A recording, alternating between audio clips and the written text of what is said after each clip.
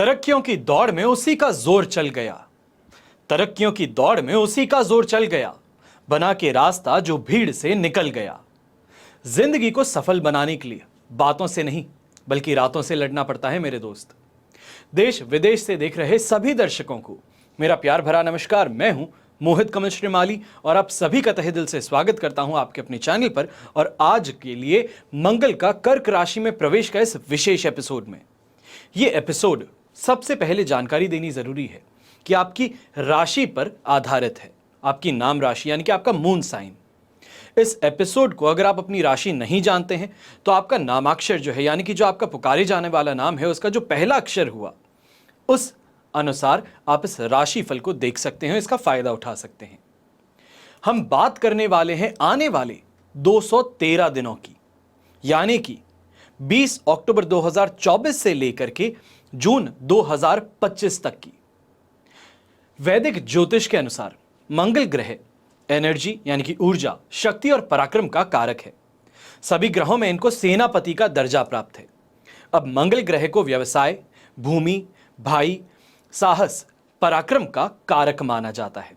ये मेष और वृश्चिक राशि के स्वामी हैं और कर्क और सिंह राशि में ये योग कारक ग्रह हैं। मनुष्य जीवन पर शुभ मंगल का प्रभाव, मंगल अपनी ऊर्जा के द्वारा और ज्यादा एनर्जी प्रदान करता है। ये ऊर्जा शक्ति उसे भिन्न वातावरण में बाहरी दबावों को सहने और अपनी स्थिति बनाए रखने के योग्य बनाती है। अगर मंगल पॉजिटिव हो तो स्वभाव में निडरता आती है, दूसरों पर अधिकार जमाने की प्रवृत्ति आ जाती है। वहीं शारीरिक रूप से अगर देखें तो ऐसे लोग ज्यादा बलवान होंगे, रूपवान भी होंगे, और शुभ मंगल जो है खास तौर पे प्रॉपर्टी और जमीन जायदाद अवश्य देता है। अब कुंडली में या गोचर में मंगल की स्थिति नेगेटिव हो तो क्या होगा? सबसे पहले ब्लड से रिलेटेड परेशानियां उत्पन्न होंगी, आपके शत्रु आप पर हावी ज्यादा होंगे और पारिवारिक जीवन में भी समस्याओं का सामना करना पड़ता है। इंसान डरपोक बनना शुरू कर जाता है। अशुभ मंगल प्रॉपर्टी और जमीन जायदाद के लिए भी जो मामले चल रहे हैं उसमें झगड़े, फसाद और समस्याएं उत्पन्न कर देता है। अब यहां पर सबसे पहले यह बात समझने की जरूरत है कि मंगल जो है उसकी गोचर स्थिति क्या रहने वाली है। पराक्रम के प्रतीक जो मंगल हैं 20 अक्टूबर 2024 को दोपहर में 2:24 पर मिथुन राशि को छोड़कर के अपनी नीच राशि कर्क राशि में प्रवेश करने जा रहे हैं, और यहां पर बहुत ही लंबा समय ये रहने वाले हैं, या ये कहा जाए कि कर्क राशि से पीछे और फिर से कर्क राशि का ही सफर जो है वो बहुत लंबा रहने वाला है। ऐसा इस वजह से है कि 231 दिनों तक ये जो चलने वाला है गोचर, इसका प्रभाव आप पर पड़ेगा, क्योंकि मंगल जो है 7 दिसंबर 2024 को मार्गी से वक्री हो जाएंगे और वक्री होकर के कर्क में ही इस अवस्था में 46 दिन व्यतीत करेंगे, और इसके पश्चात वक्री अवस्था में ही मिथुन राशि यानी कि पिछली राशि जो है उसमें फिर से प्रवेश कर जाएंगे। अब 24 फरवरी 2025 को फिर मिथुन में मार्गी होंगे और 3 अप्रैल 2025 की मध्य रात्रि वहां पर कर्क राशि में फिर से प्रवेश करेंगे, और 7 जून 2025 को सिंह राशि में प्रवेश करने वाले हैं। तो कुल मिलाकर के ये जो अवधि है कर्क से लेकर के सिंह राशि की, ये अवधि 231 दिनों की बन गई है। लगभग अगर महीनों के हिसाब से देखा जाए तो कहा जा सकता है कि 7 महीने और 15 दिन 18 दिन कुछ इस तरीके से टोटल समय रहने वाला है। अब ये गोचर कर्क और फिर मिथुन और फिर कर्क का सिंह राशि में प्रवेश जून 2025 तक जो आपको प्रभाव देखने को मिलेगा उस पर आधारित है। फिर बात करते हैं धनु राशि की। तो ये गोचर राशि से अष्टम भाव में घटित होगा, और इस गोचर काल के दौरान जीवन में कुछ परेशानियां आ सकती हैं। आपको अपने स्वास्थ्य का सबसे ज्यादा ख्याल रखना होगा। स्वास्थ्य से संबंधित परेशानियां मंगल जो है रक्तजन्य विकार, मंगल वर्ण घाव, फोड़ा, फुंसी, जलना, कटना, इससे संबंधित विकार दे सकता है। तो यहां आपको ध्यान रखना होगा। पारिवारिक जीवन में सुधार दिखाई पड़ेगा। माता पिता से मिलने वाली सलाह जो खास तौर पे कोई एडवाइस जो है ये सबसे ज्यादा बेनिफिशियल आपके लिए बन सकती है।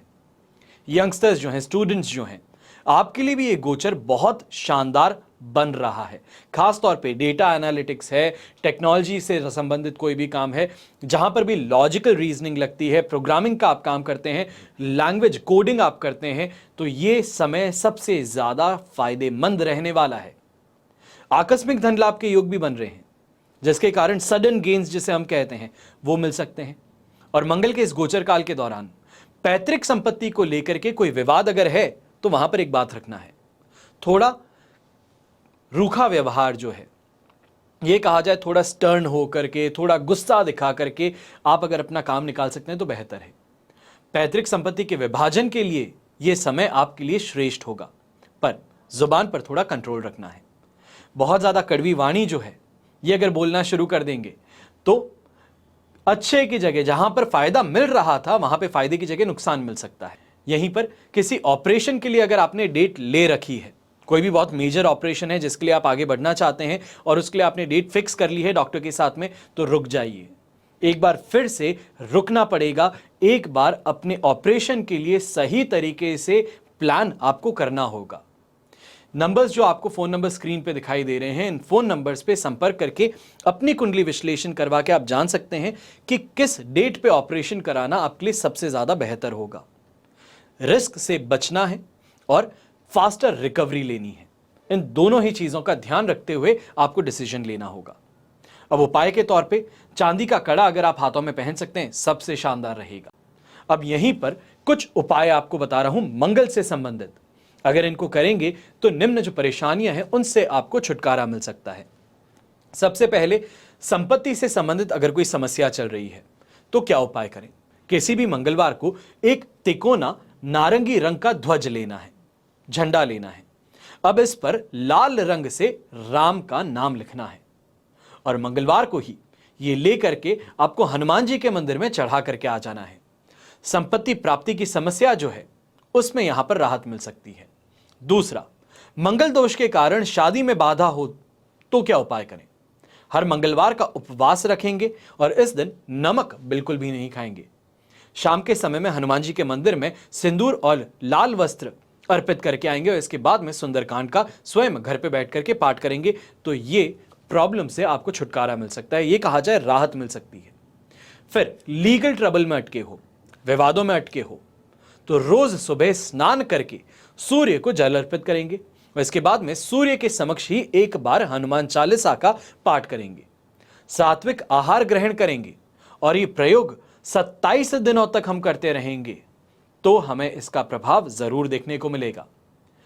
मंगल अगर आपकी कुंडली में अशुभ हो तो जिंदगी में उथल पुथल मचा सकता है, इसलिए यह जानने बेहद जरूरी है कि मंगल कब कब अशुभ फल प्रदान करता है।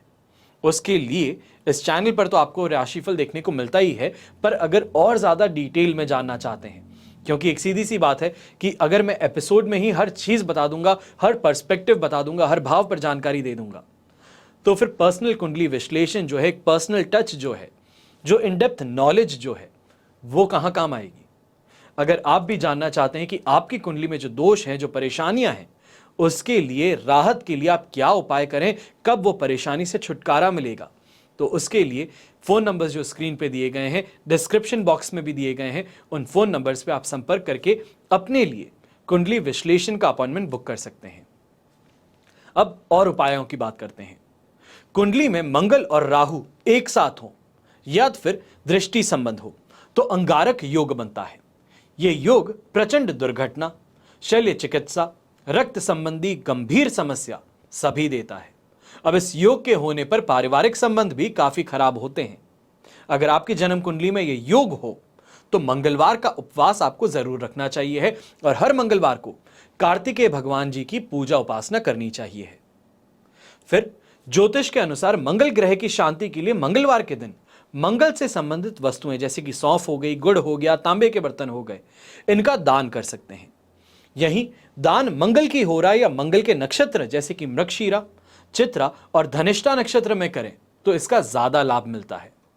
हर रोज हनुमान चालीसा हो, बजरंग बाण हो तो इसका पाठ करें तो भी आपके लिए काफी ज्यादा फायदेमंद सिद्ध हो सकता है। तो वहीं पर ओम अंगारकाय नमः इस मंत्र का अगर आप जाप कर सकें तो भी आपको इससे फायदा जरूर मिल सकता है। विचित्र वीर हनुमान कवच पहना जा सकता है शीघ्र अतिशीघ्र उसका प्रभाव देखने के लिए। मंगल यंत्र है, पिरामिड है, या फिर नवग्रह दोष निवारक पिरामिड है। ये अपने बेडरूम में आप अगर इसको स्थापित कर सकते हैं तो ओवरऑल अपनी लाइफ में बदलाव देखने का मौका मिल सकता है। वहीं पर कुंडली विश्लेषण एक और आपके पास में उपाय है, जहां पर आप ये पता कर सकते हैं कि जो परेशानी है वो कब तक बनी रहेगी, कब उससे राहत मिलेगी, कब ये परेशानियां अपने चरम पर पहुंचेंगी और उनके लिए क्या उपाय किया जा सकता है। इसी के साथ में आज के एपिसोड में बस इतना ही। हमेशा की तरह आप सभी के लिए यही प्रार्थना करता हूं कि आपका और हमारा परिवार सदैव सुखी रहे, संपन्न रहे और सुरक्षित रहे। घर में बड़े बुजुर्गों का साथ और आशीर्वाद हमेशा हमारे साथ में ऐसे ही बना रहे। जय श्री राम एवं जय हिंद।